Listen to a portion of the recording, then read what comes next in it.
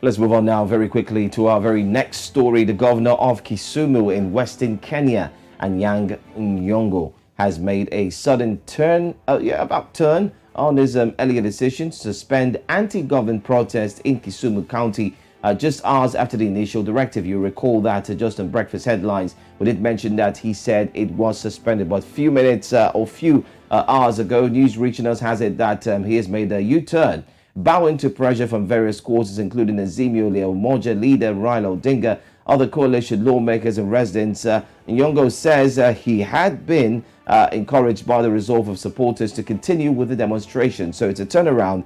He's coming back to say, you know what, carry on your demonstrations. Quite different from what he said a few hours ago. His change of tune came moments after Mr. Odinga maintained that the countrywide demonstrations will go on as planned today. Now, recall that the governor yesterday suspended protests in the region, but we're looking at what this means, what's happening in Kenya, what is to be expected today, as we've seen protests twice a week declared by Raila Odinga, and we've seen Monday and Thursdays right from the 20th of March. Joining us this morning to look further into this conversation is journalist based in Kenya, Kenyan journalist Kitavi Mutwa. He joins us live from Nairobi this morning.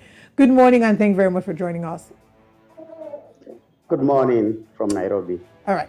We'd like you to please bring us up to speed with what could have prompted the sudden change of plans by the governor. We know that he was part of the protest, and now we're hearing reports that he will no longer be, he's suspended the protest in Kisumu, but will be joining the protest in Nairobi. So give us sort of a clear picture of what exactly is going on. First, Kisumu County is the home county of Mr. Raila Odinga, of the leader of Azimio Umoja, the opposition group. And Governor Anyang Nyong'o is a very close political ally of Mr. Odinga. So the about turn and the change of mind is being seen as a result of pressure from within Azimio. Governor Anyang Nyong'o was hoping that by calling off the protests, he is going to get some peace in Kisumu. But now the need and the plan by opposition Azimio to push for the protests today would be seen as a failure if Kisumu did not participate. So they changed the plan, and now they are planning to have a demonstration in Kisumu City. All right. Well, at least 8 Western countries have called on President William Ruto, Azimio leader Raila Odinga, to peacefully resolve disagreements. Let's see if we can bring up that letter on the screen there. There it is. It says joint statement by embassies and high commissions in Kenya on the recent violence. First of all, it goes ahead to talk about Kenya having the rightfully earned a reputation as an anchor of stability, security and democracy in Africa and beyond.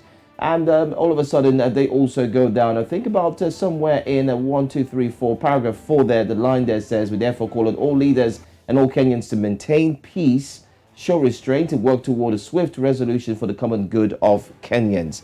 Having seen this letter concerning directing Kenyans to peacefully resolve the disagreements that have actually resulted in the street protests that we've seen in the past few weeks, the question is, do you think this will have any impact going forward from today? Yes, a lot of impact. You realize that even before the Western countries issued this statement, the African Union actually had earlier yesterday called for caution and tolerance among all the stakeholders and the parties involved in this dispute in Kenya. And even yesterday afternoon, one of the key architects of the 2008 handshake between President Uhuru Kenyatta and Mr. Odinga is a senator from the US who jetted the country at meetings with both the government side and the opposition side. So there is a lot of pressure from the European countries, the Western countries rather, and also from the African Union for these two sides to come to a negotiating table. And that is also the mood within the country, because these demonstrations are having a lot of disruptions in Kenya, particularly Nairobi, the capital Nairobi.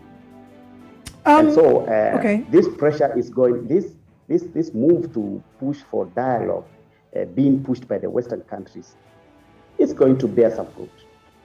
All right. Want to ask, what has been the body language so far of President William Ruto? We do know that he has insinuated that the protests are politically motivated. Raila Odinga, on the other hand, has said that the protests are as a result of the fact that there is an increased cost of living in Kenya, as well as injustice done as regards the elections, and he's asked for access to the IEBC service. So talk to us about what the body language of William Ruto has been, and the people of Kenya, the majority of the people of Kenya, how are they reacting to it? How are they faring through all of this?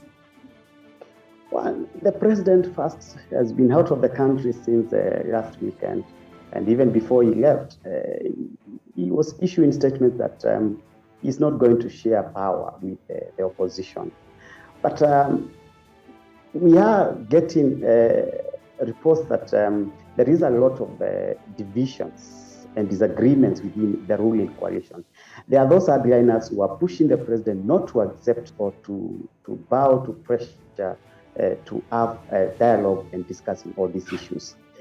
On the other side, the opposition is having serious concerns about the cost of living, which actually is an extra demand, or rather a new point of conversation, because the initial dispute was the electoral dispute arising from the August last year's elections.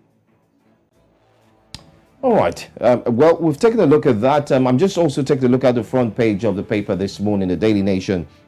It talked about how US has waded into the row, and also went ahead to break down some of the challenges, the protests in Azimio, to go ahead and so on and so forth. Help us make sense of this. What is William Ruto truly, really asking for? Many have said that he's looking to have a share of the economy and the impact, especially with this dispensation, while Ruto is also making it clear that he cannot be part of it. Is that the core of all of this, aside from the fact that it seems that it's been shrouded in hard times, tough times, things are expensive? What really is the core? Help us with this. The opposition is actually saying that the Electoral Commission servers must be opened so that the truth of who won the election can be known. On the other side, the government is saying the elections were conducted according to the established laws and the Constitution of Kenya. And so there is no need to open the servers, because the dispute that arose in August last year was taken to the Supreme Court and adjudicated, and a decision was taken by competent institutions of governance in Kenya.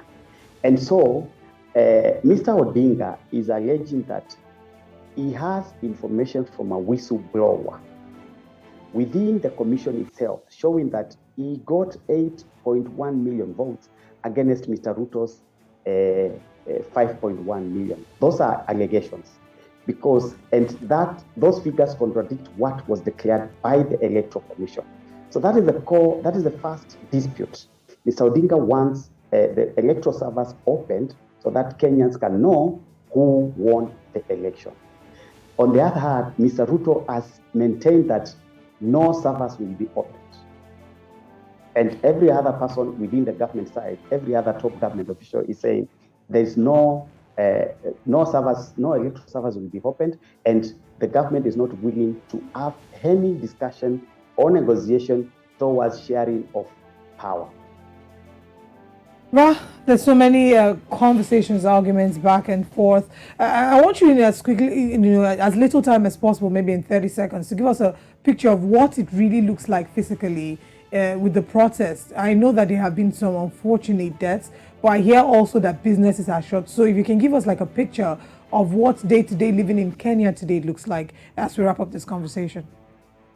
Yes. Well, today being Thursday, you recall that on Monday, a farm belonging to the immediate former president, Uhuru Kenyatta, was raided, and property worth millions of shillings destroyed, cattle, livestock stolen by people who are actually sent by government officials. There are some top government officials, including the vice president, the deputy president, and even the majority leader of the National Assembly, who had threatened to raid the farm if Mr. Uhuru Kenyatta does not come out to denounce the demonstration.